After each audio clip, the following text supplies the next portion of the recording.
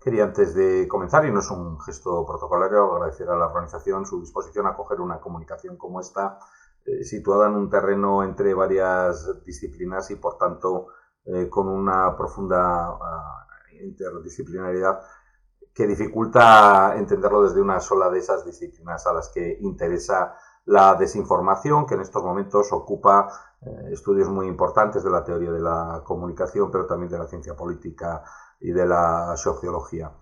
Hablaremos de en qué medida existe no ya desinformación, que parece suficientemente acreditado, sino cómo se intensifica o multiplica, cuáles son los criterios, vectores o variables que inciden en la multiplicación o la ampliación de esa desinformación, y en qué momento se encuentra nuestra investigación en este momento en la relación entre la aceleración social y la fatiga democrática con la desinformación, generalmente como consecuencias de esta y no solo como causas.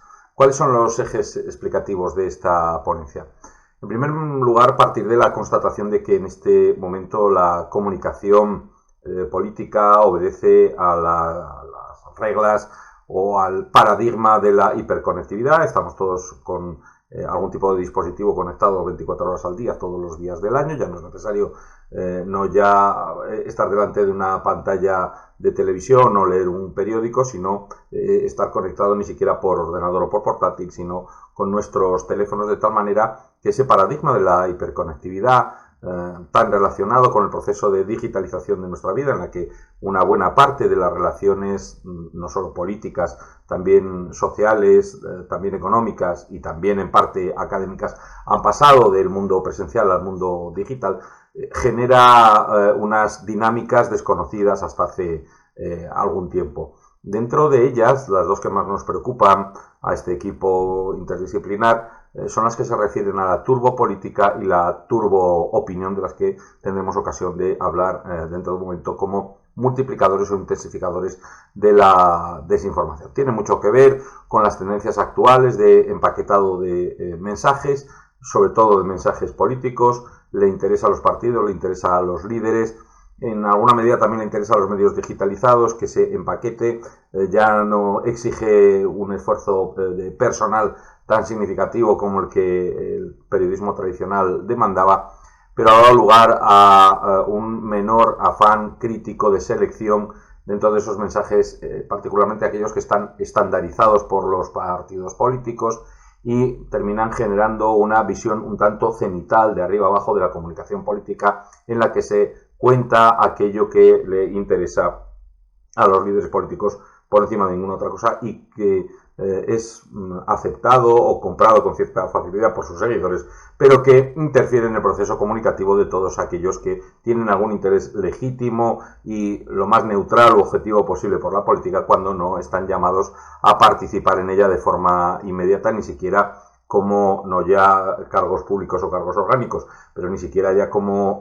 seguidores o afiliados a un partido político. Este proceso de digitalización está dando como consecuencia la intensificación de la comunicación política fuera de los cauces tradicionales del periodismo, incluso del periodismo digital. Las redes sociales ocupan buena parte del traslado de esos mensajes empaquetados, de esa comunicación externa a los partidos políticos, que habitualmente estamos identificando recientemente bajo la rúbrica de no solo empaquetados, sino de estandarización y más frecuentemente de plataformización de la comunicación política. Y para la comunicación interna se han utilizado muy frecuentemente en tiempos recientes las plataformas de mensajería, que ya no ocupan el espacio de los medios de comunicación, pero que terminan también significando un impulso de esos mensajes empaquetados, es decir, induciendo un sesgo de desinformación en la información que se transmite. Nuestra evaluación de la situación parte de una distinción inicial entre desinformación fortuita, como aquella causada por el ruido mediático, que tiene un componente sociológico ajeno a la a la participación de los líderes de los partidos políticos, incluso de las instituciones, que viene como consecuencia de lo que ya existía con anterioridad a la digitalización de los medios de comunicación, que es la interferencia de algunas noticias que no están suficientemente contrastadas o que obedecen a dilaciones temporales, a ciertos desajustes, a lapsos temporales. Diferenciamos esa desinformación de carácter fortuito, que no tiene gran significación en el efecto de la polarización y de la pérdida de interés en la participación que identificamos con la fatiga digital, de la desinformación negligente, que tiene que ver con este proceso de digitalización, sí ya marcado por algunos medios digitales dotados de poco personal, que están acostumbrados a aceptar el envío de noticias o de artículos de opinión o de posiciones y de mensajes por parte de los líderes y partidos políticos sin una gran selección que obedece a la necesidad de ir refrescando cada poco las noticias. La tasa de refresco, de reposición de las noticias en algunos medios digitales induce esta desinformación negligente. Pero lo que nos interesa fundamentalmente en nuestra investigación es la denominada desinformación intencional, aquella que obedece a estrategias o tácticas de los partidos o de los líderes políticos y que tiene por objeto multiplicar los mensajes propios, dificultando las contrarréplicas por parte de o medios de comunicación, digamos, al uso lo más neutrales, si esto es posible, en los medios de comunicación, sobre todo en sitios en los que, como en España, hay tanta tendencia a la identificación ideológica de las cabeceras y los medios con algunas opciones políticas. No digo necesariamente partidista, pero sí con alguna toma de posición política. Si esto es, digo, posible en nuestro caso. ¿Cuáles son los objetivos de nuestra investigación que se trasladan a esta comunicación? En primer lugar, queremos aportar una evidencia empírica de aquello que era una intuición hasta este momento relacionada con las líneas a las que yo me acabo de referir, en la que apreciamos que la desinformación en estos momentos es más un proceso que un resultado. Es decir, no es algo ocasional, no es algo que tiene poca incidencia o que es pasajero, sino que es más que cíclico, permanente, como consecuencia de las modificaciones de los medios digitales y fundamentalmente de las maneras o procedimientos de transmisión de la comunicación política. En segundo lugar, estamos tratando de analizar y en la medida de lo posible también medir cómo ese fenómeno de hiperconectividad ya aludida hace que la tasa de reposición de las noticias lleve a ese grado ya mencionado de desinformación negligente, en el que sin embargo es posible ir a posterioridad apostillando, puntualizando, corrigiendo la información que se ha dado. Y en tercer lugar, apuntar a esos fenómenos que deliberadamente intensifican la desinformación. Eso que denominamos los multiplicadores de la desinformación intencional. Yo diría que en algunos casos habría que decir casi dolosa. Unas breves apuntes epistémicos y metodológicos para entender cómo nos estamos acercando a este objeto de estudio tan complejo. En primer lugar, los cambios no es que se den solo en el corto plazo. Ha habido cambios sistémicos en las tecnologías de digitalización de los medios de comunicación que han ido implantándose a lo largo de los 15 últimos años, pero las modas de consumo, fundamentalmente a través de las redes sociales, a mí algunas estadísticas, sobre todo del mundo norteamericano, me parecen extraordinariamente preocupantes, ¿no? Hasta el 70% de los norteamericanos se informan no a través de los medios digitalizados, de las páginas de los canales digitalizados de los medios de información tradicionales, sino exclusivamente a través de las redes sociales. Claro, las redes sociales uno termina encontrando lo que busca y por tanto admite ya de entrada un sesgo que es el objeto principal de nuestro estudio. Y en segundo lugar, lo llevamos a cabo con una enorme perspectiva de interdisciplinariedad. Esto de lo que estamos hablando pues interesa a los periodistas y a los académicos de la comunicación, también de la ciencia política, de la sociología, de la antropología, de la historia, incluso de la economía y del derecho. Por tanto, siendo un objeto tan complejo de estudio, necesariamente teníamos que acercarnos a él con una visión interdisciplinar, más allá de la multidisciplinaridad de la coexistencia dentro de un mismo equipo de investigación de académicos o de investigadores o de profesores de distintas ramas, tratando no de desdibujar, pero sí de incorporar o acoplar o conectar las tradiciones y objetos de investigación de cada una de estas disciplinas académicas que están estudiando este mismo objeto.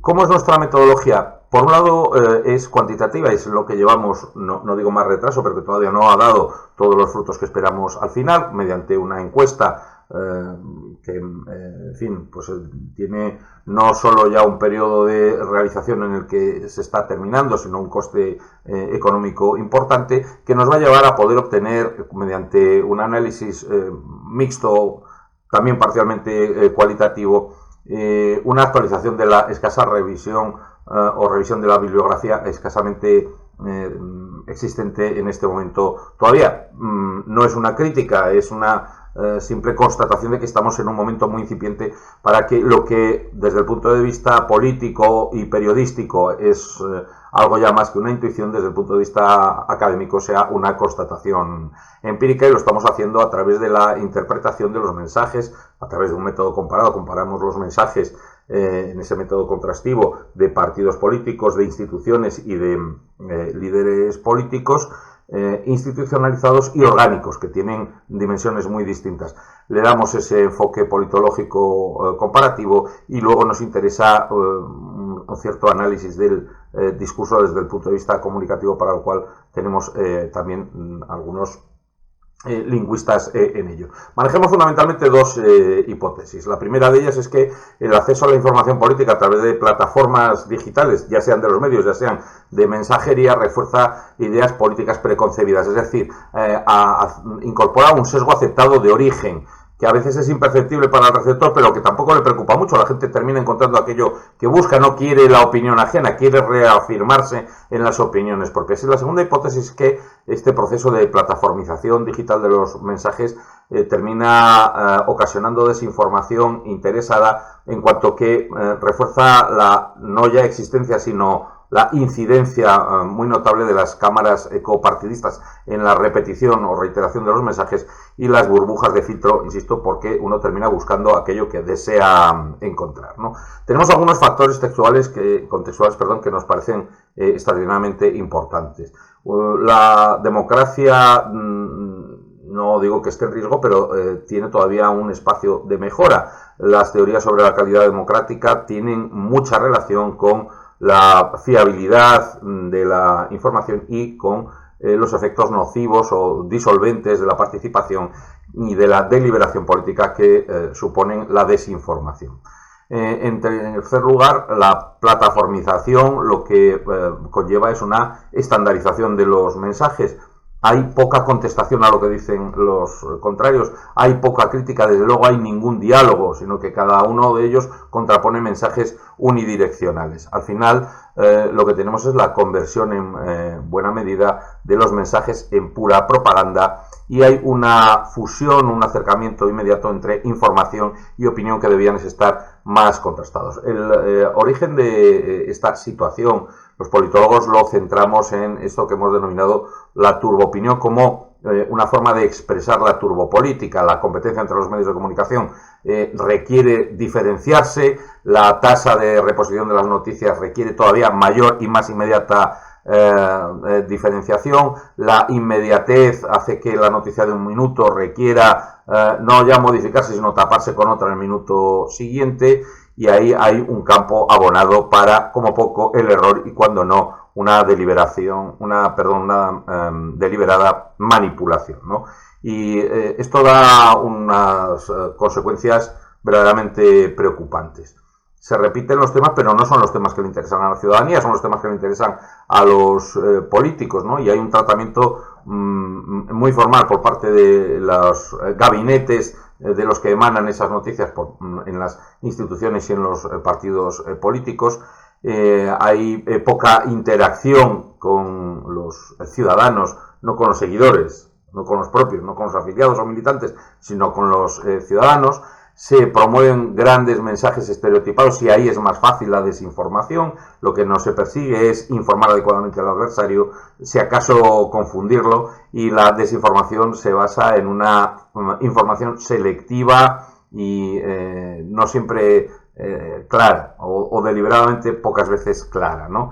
Y con unos eslóganes muy simplificados. Eso no es información. La desinformación proviene en buena medida de esa extraordinaria simplificación, estereotipación de los mensajes que se lanzan, y al final lo que encontramos es que se busca una adhesión lo más acrítica posible. Insisto, hablo fundamentalmente de la comunicación política, de los receptores a las opiniones esbozadas por los emisores de esas noticias, ¿no? No se quiere una reflexión autónoma. Esto refuerza una vez más la polarización afectiva. No es solo la polarización político-partidista, sino afectiva en cuanto intervienen ellos ya también los medios de comunicación y los fenómenos comunicativos, y al final hay un desacoplamiento entre los intereses de los ciudadanos respecto de una agenda política que obedece a los intereses de los líderes políticos. En este momento nos encontramos en la parte final. ¿Cuáles son los aspectos fundamentales de la discusión? Hay una cierta indiferencia que nos parece muy compleja en la opinión pública. Acepta los sesgos de información, acepta deliberadamente la desinformación. Los umbrales de tolerancia al, no digo engaño, pero sí a la, o tergiversación, sería la presentación parcial de algunas noticias, son alarmantemente altas, porque lo que se busca es esa adscripción a una línea ideológica, aunque no sea partidista, ¿no? Se penaliza muy poco la constatación de que ha habido una desinformación flagrante, incluso si es intencionada. Se admite que eso es parte del juego, y aspectos que hasta ahora nunca se hubieran dado por buenos o tolerado o pasado en la comunicación periodística y la información anterior, sobre todo esa vinculación entre información y opinión, sin embargo se toleran en el ciberespacio. Esto induce cada vez más fatiga democrática.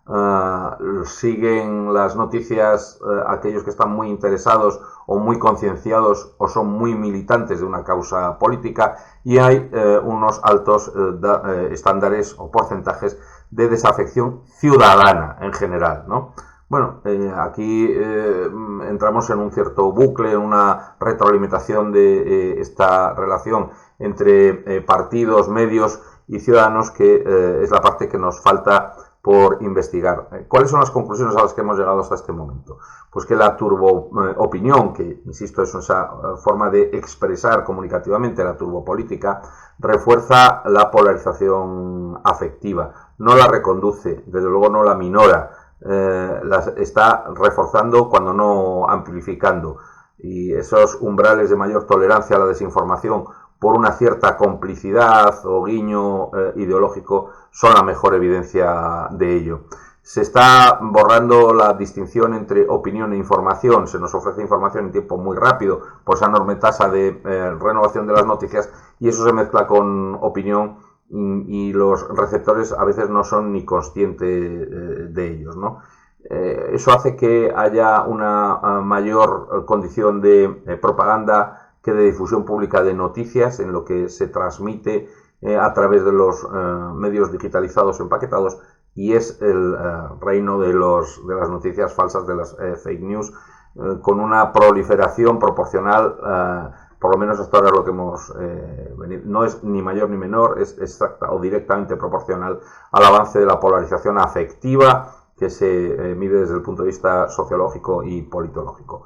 Lo último es que estos procesos de aceleración de la digitalización terminan impidiendo filtros de veracidad, medidas de control, verificación de las noticias, y amplifican la desinformación a escala global.